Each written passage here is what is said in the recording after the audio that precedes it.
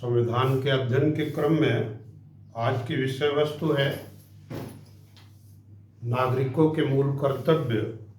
आप सभी जानते हैं कि मूल संविधान में यद्यपि नागरिकों के मूल कर्तव्यों का कोई उल्लेख नहीं था, केवल मूलाधिकार वर्णित थे, लेकिन बाद में ये आवश्यकता महसूस हुई कि मूल कर्तव्यों को शामिल किया जाए जिससे नागरिक एक ऐसी आचार संहिता का पालन करें जो राष्ट्र को दृढ़ करे और उनमें राष्ट्रभक्ति, देश प्रेम, देश के प्रति समर्पण की भावना जागृत हो। इसी उद्देश्य को दृष्टिगत रखते हुए भारतीय संविधान में 42वें संविधान संशोधन 1976 द्वारा आचार्य स्वर्ण सिंह समिति की सिफारिशों पर नागरिकों के 10 मूल कर्तव्य शामिल किए गए और ये जो मूल कर्तव्य हैं वो भारतीय संविधान में पूर्व सोवियत संघ के संविधान से लिए गए थे। इससे पूर्व दुनिया के अगर देशों में देखा जाए तो जापान ने अपने संविधान के अंतर्गत सबसे पहले मूल कर्तव्यों को शामिल किया था और जापानी नागरिक अपनी देशभक्ति, राष्ट्र के प्रति समर्पण और राष्ट्र के प्रति कर्तव्य के लिए जाना जाता है। स्वामी रामतीर्थ से जुड़ी वो कहानी आप सभी को याद होगी कि जब स्वामी जी एक जापानी स्टेशन पर फल खोज रहे थे और फल न मिले तो उन्होंने कहा कि लगता है जापान में ताज़े फल नहीं उपलब्ध हैं। तो एक जापानी युवक ने सुना और तत्काल वो बाहर जा कर के एक फल की टोकरी खरीद कर स्वामी रामतीर्थ को भेंट की और जब भेंट की तो स्वामी जी उसका मूल्य चुकाने लगे। तो उसने कहा कि मैं ये मूल्य नहीं लूँगा, लेकिन आपसे मैं ये निवेदन करता हूँ कि जब आप अपने देश, अपने स्वदेश पहुँचे तो ये मत कहना कि जापान में ताज़े फल नहीं मिलते। तो ये उसके राष्ट्र के प्रति समर्पण की भावना ही है। और आप जानते हैं कि द्वितीय विश्व युद्ध में जब 6 अगस्त 9 अगस्त को क्रमशः 1945 में अमेरिका ने हिरोशिमा और नागासाकी जैसे बड़े शहरों पर बम से आक्रमण किया और वहाँ ध्वस्त कर दिया तो जापान एक प्रकार से तबाह हो गया था। लेकिन प्रत्येक जापानी की राष्ट्र के प्रति समर्पण और कर्तव्य भावना का ही परिणाम है कि आज जो है लगातार दुनिया की दूसरी तीसरी अर्थव्यवस्था के रूप में बना हुआ जापान, जबकि जनसंख्या उसकी बहुत कम है, छोटा सा देश है, लेकिन जापानियों की अपने राष्ट्र के प्रति जो समर्पण की भावना है, देशभक्ति की भावना है, वही जापान को शिखर पर पहुंचा रही है। आम जापानी अपने देश के प्रति कितना प्रेम करता है उसी को दृष्टिगत रखते हुए भारत में भी संविधान के अंतर्गत नागरिकों के 10 मूल कर्तव्य शामिल किए गए।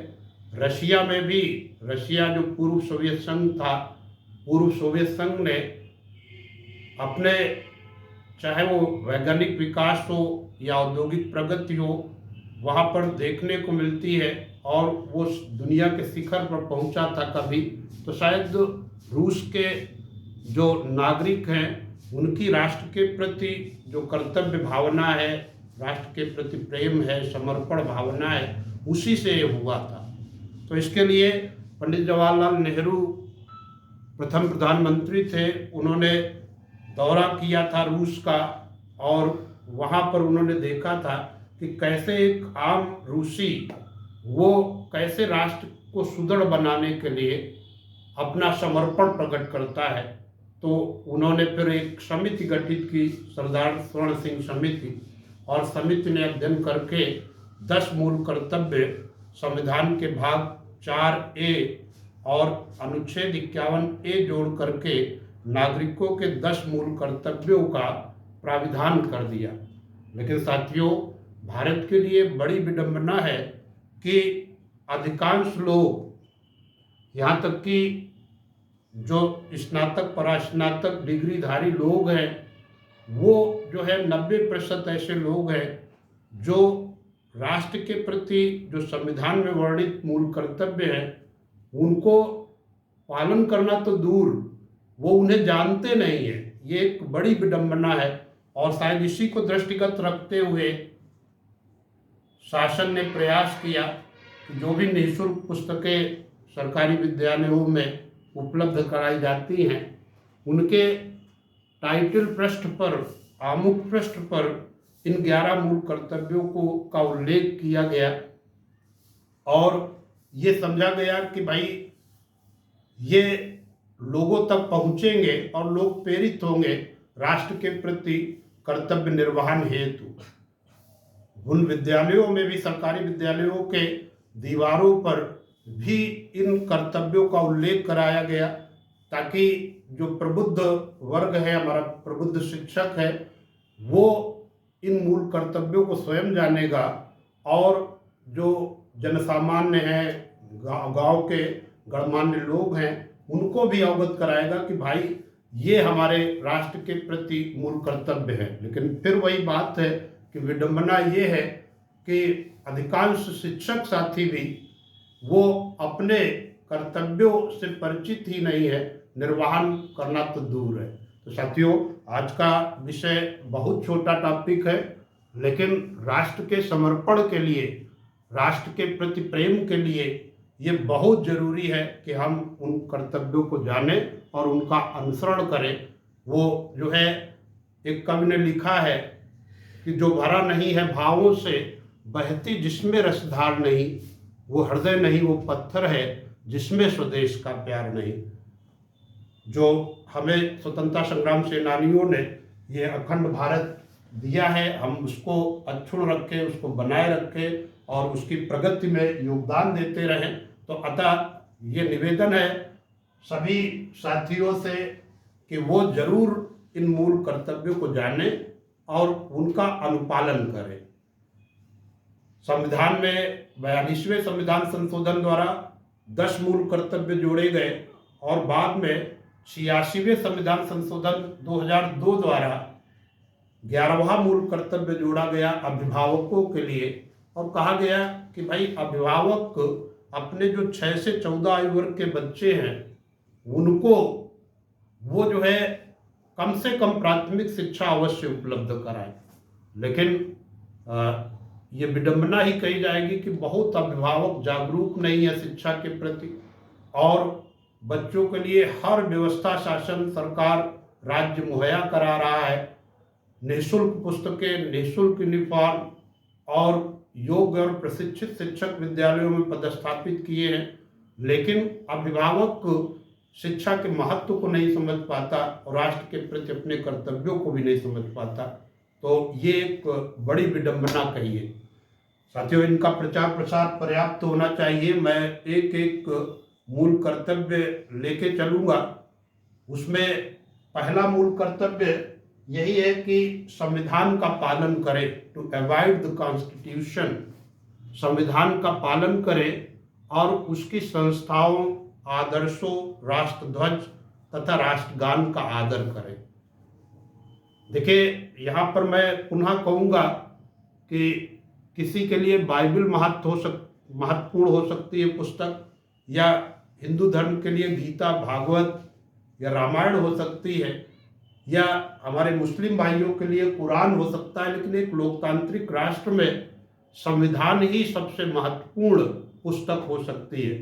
तो ऐसे में लोकतंत्र की सफलता के लिए, भारतीय राज्य व्यवस्था की सफलता के लिए, दुनिया के सबसे बड़े लोकतंत्र भारत की सफलता के लिए जरूरी है कि हम संविधान का पालन करें और उसके जो आदर्श हैं, आइडियल्स हैं, आदर्श हैं, उनकी संस्थाएं हैं, राष्ट्रध्वज, राष्ट्रगान का भी आदर करें। और बहुत लोग इसका पालन भी करते हैं कि जो है राष्ट्रगान की अगर ध्वनि हमारे कानों पर में पड़ती है तो लोग जो है उसी स्थान पर सावधान मुद्रा में खड़े होकर के अपने राष्ट्रगान के प्रति सम्मान अदा करते हैं और राष्ट्रध्वज के प्रति भी एक प्रेम प्रदर्शित करते हैं।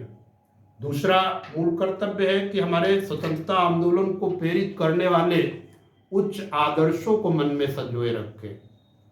स्वतंत्रता आंदोलन, ये जो हमें स्वतंत्रता प्राप्त हुई है साथियों, ये बड़े संघर्ष का परिणाम है और इसके लिए न जाने कितने लोगों ने अपने प्राणों की आहुति दी। तो इसके अलग अलग धाराएं हो सकती है, लेकिन लक्ष्य सभी का एक था। चाहे वो जो है उदारवादी नेता हों, उग्रवादी नेता हों, या क्रांतिकारी जो हमारे युवक हों, या जो है गांधीवादी दर्शन, महात्मा जी का सत्य और अहिंसा पर आधारित सत्याग्रह का आंदोलन हो, सबका लक्ष्य था कि भारत माता को विदेशी बेड़ियों से मुक्त कराया जाए। तो सबके अपने अपने आदर्श थे और उन आदर्शों को मन में संजोए रखना है और आवश्यकता पड़े तो उसको जो है उसका अनुपालन भी किया जाना है कि यदि जो है जरूरत पड़ रही है कि राष्ट्र में खतरा हो गया, युद्ध काल है और सेनाएं समाप्त हो गई है, तो हर युवा देश का खड़ा हो जाए आप अपने देश की रक्षा के लिए। तो ये हमारा दूसरा मूल कर्तव्य है कि स्वतंत्रता आंदोलन को प्रेरित करने वाले उच्च आदर्शों को मन में संजोए रखें तथा उनका पालन करें साथियों। तीसरा मूल कर्तव्य है राष्ट्र की संप्रभुता, एकता, अखंडता को सुरक्षित रखें, अक्षुण्ण रखें, उसे विघटित न होने दें। ये जो है विविधता में एकता वाला राष्ट्र है। यहाँ पर विविध धर्म, संप्रदाय, जाति, भाषाई समुदाय निवास करते हैं, लेकिन सबका जो है कर्तव्य ये है कि राष्ट्र की एकता, अखंडता, उसकी संप्रभुता को सुरक्षित रखने का और स्वयं को जो है विघटनकारी गतिविधियों से दूर रखे। ये हमारा तीसरा मूल कर्तव्य है और आम नागरिक ये जो है इसका अनुपालन भी करता है। चौथा मूल कर्तव्य है देश की रक्षा करें, टू प्रोटेक्ट द नेशन, देश की रक्षा करें और आवश्यकता पड़ने पर सैन्य गतिविधियों में हिस्सा लें। साथियों, आप जानते हैं कि इजराइल एक बहुत छोटा सा देश है, लेकिन इजराइल का हर नागरिक वो सैन्य गतिविधियों में हिस्सा लेता है। वो सैन्य गतिविधियों में हिस्सा लेने के लिए वो जो है अपने ज्ञानार्जन काल में ही स्कूल शिक्षा के दौरान ही वो प्रशिक्षण ले लेता है कि हमारे राष्ट्र पर अगर कोई आँच आएगी तो भले हम शिक्षक हैं या कोई जो है डॉक्टर है या कोई अन्य प्रोफेशन में है, लेकिन आवश्यकता जब पड़ेगी तो हम राष्ट्र के लिए अस्त्र उठा लेंगे। और क्योंकि राष्ट्र है तो राष्ट्रवासी हैं, इसलिए आवश्यकता इस बात की है कि जब भी ये बात आए राष्ट्र की रक्षा की तो उसमें हमें तत्पर रहना चाहिए। राष्ट्र की सुरक्षा जरूरी है और सैन्य गतिविधियों में शामिल होकर के देश की रक्षा में आप योगदान दे सकते हैं। जब कभी ऐसी समस्या कभी नहीं आई, ना आएगी कि हमारी सेना समाप्त हो गई, लेकिन फिर भी हमें इस बात के लिए तैयार रहना चाहिए, कहीं ऐसा कोई संकट हो तो हम अपने देश की रक्षा के लिए अस्त्र शस्त्र उठा लें। साथियों, पांचवा मूल कर्तव्य है कि समान भ्रातृत्व की भावना का निर्माण करें, equal feeling of equal fraternity, समान भ्रातृत्व की भावना का निर्माण करें और भाईचारे का विकास करें। ये एक जो है बहुत बड़ी बात है और भारत तो वसुधैव कुटुंबकम के ध्येय को लेकर चलने वाला है। जियो और जीने दो की नीति में विश्वास करता है। वो केवल देश में ही नहीं बल्कि इस संपूर्ण धरा को अपना कुटुंब मानता है। तो ऐसे में उसके लिए कोई नई बात नहीं है। जिससे जो है समान भ्रातृत्व की भावना से राष्ट्र सुदृढ़ होता है। तो ये हमारा पांचवा मूल कर्तव्य साथियों, इसका भी हमें अनुपालन करना चाहिए।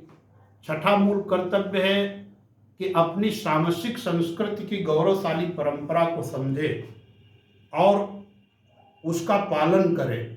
सामसिक संस्कृति अर्थात कंपोजिट कल्चर, यहाँ पर सामसिक संस्कृति के अर्थ को समझ लेना चाहिए कि भारत में विविध संस्कृतियों का आगमन हुआ, चाहे वो प्राचीन काल में शक, कुषाण या अन्य कोई हो, या फिर मध्यकाल में तुर्क या मुगलों का आगमन हो, अथवा आधुनिक काल में अंग्रेज, फ्रेंच आदि का आगमन हो, सबने जो है अपनी संस्कृति के साथ भारत में प्रवेश पाया और भारत ने अपने हृदय की विशालता को बिल्कुल वैसे ही प्रकट किया जैसे गंगा से जब नदियाँ मिलती हैं, छोटी छोटी नदियाँ, तो अपना अस्तित्व खोती हैं, लेकिन जब मिल जाती है तो एक बृहद अस्तित्व पाती हैं। वैसे ही भारत की ये कंपोजिट कल्चर है, उसकी सामसिक संस्कृति है, जिसमें जो है गंगा जामुनी संस्कृति कही जाती है, वो कभी किसी अन्य संस्कृति से कोई भेद नहीं रखती। जैसे भारत की जो राष्ट्रभाषा हिंदी है, वो भी किसी अन्य भाषा से कोई भेद नहीं रखती, उसके अच्छे तत्वों को सदैव ग्रहण करने के लिए तत्पर रहती है। वैसे ही भारतीय संस्कृति है, वो जो है अन्य संस्कृतियों के अच्छे तत्वों को ग्रहण करने में कभी पीछे नहीं हटती।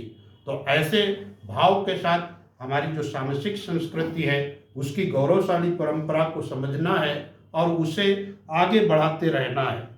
साथियों, सातवां मूल कर्तव्य आपका ये है कि आप जो है सार्वजनिक संपत्ति की सुरक्षा करें। पब्लिक प्रॉपर्टी को प्रोटेक्ट करने का भी एक कर्तव्य है हमारा, क्योंकि ये हमारी साझी संपत्ति है, सबकी ज़रूरत है।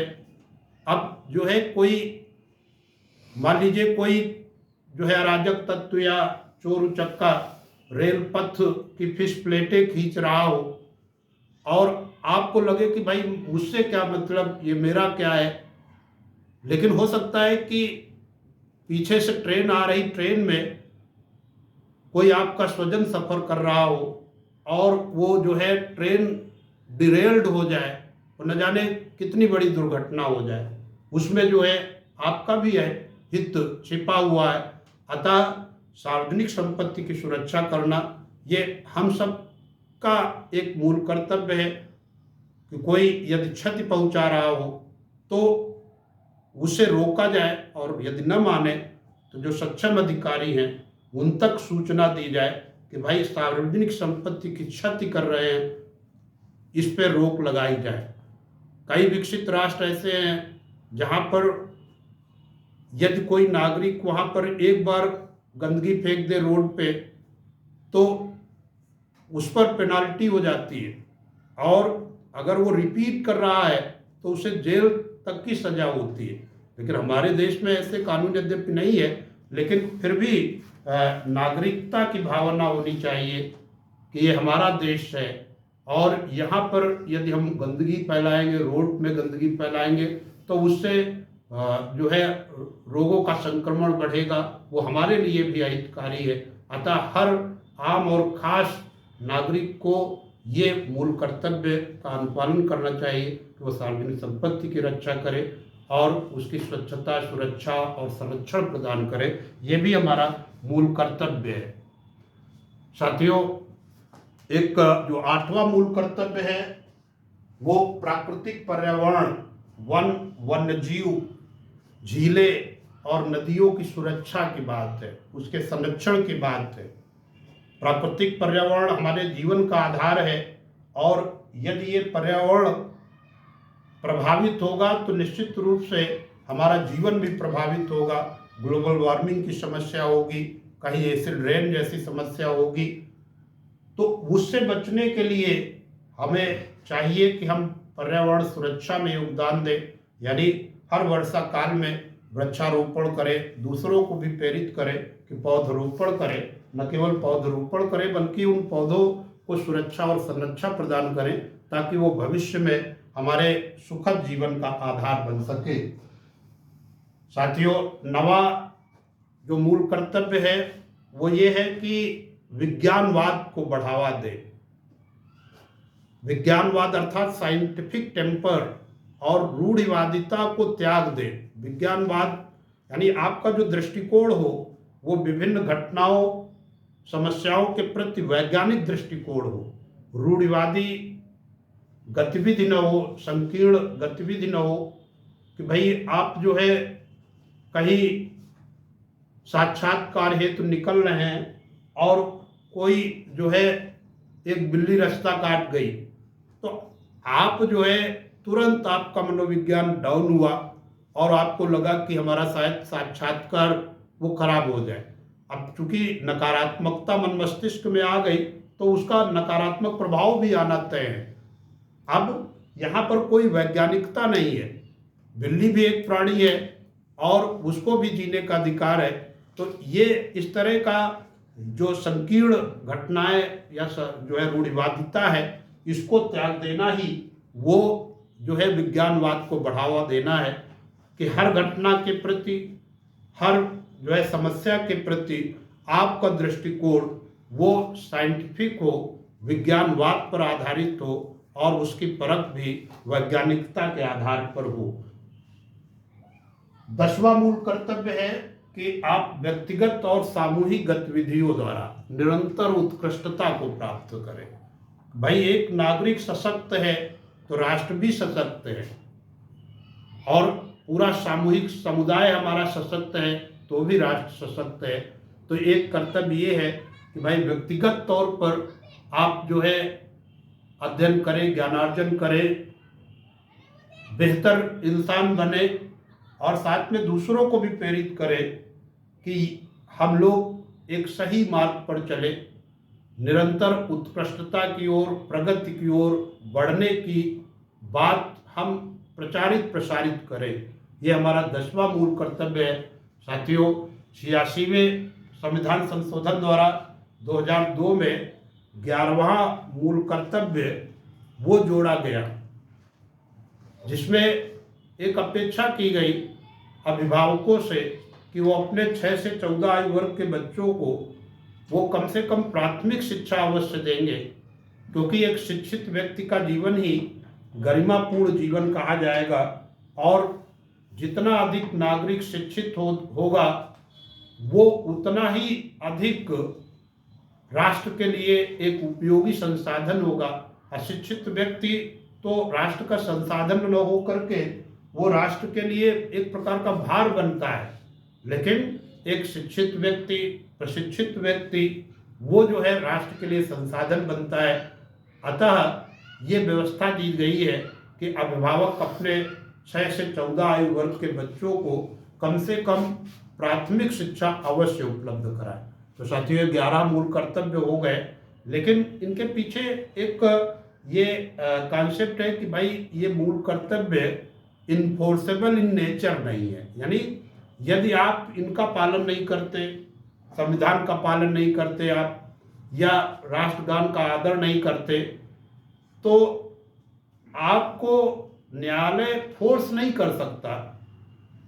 जैसे कि राज्य के नीति निदेशक तत्व प्रवर्तनीय नहीं, वैसे ही ये मूल कर्तव्य वो न्यायालय द्वारा प्रवर्तनीय नहीं।